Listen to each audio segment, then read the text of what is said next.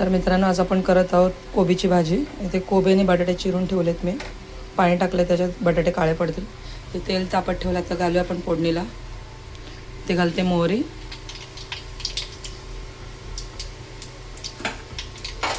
मोहरी आता तडतडली की आपण टाकूया मिरची,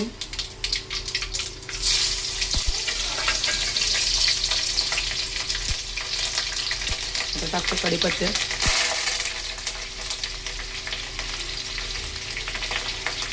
थोडीशी हिंग,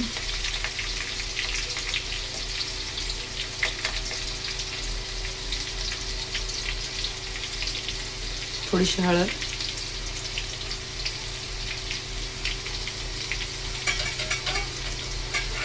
आता टाकूया भाजी।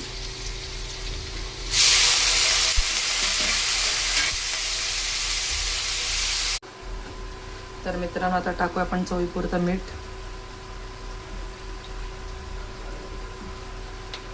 आता टाकते 2 टोमॅटो चिरून ठेवलेत। तर मिक्स करून घेते भाजी आणि झाकण लावून वाफेवर 10 मिनिटं शिजवून घेते। 10 मिनिटात आपली भाजी रेडी।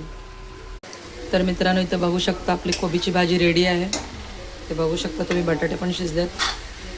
ही भाजी चपातीसोबत न खाता तुम्ही नुसतं भातासोबत जरी सुक्का असं खाऊन बघितलं ना, अप्रतिम लागते चवीला। मी तर नुसतं भातासोबतच खाते, तुम्ही पण ट्राय करून बघा, तुम्हाला नक्कीच आवडेल। जर व्हिडिओ आवडला असेल तर व्हिडिओला लाईक करा, शेअर करा आणि सबस्क्राईब करा माझ्या चॅनलला।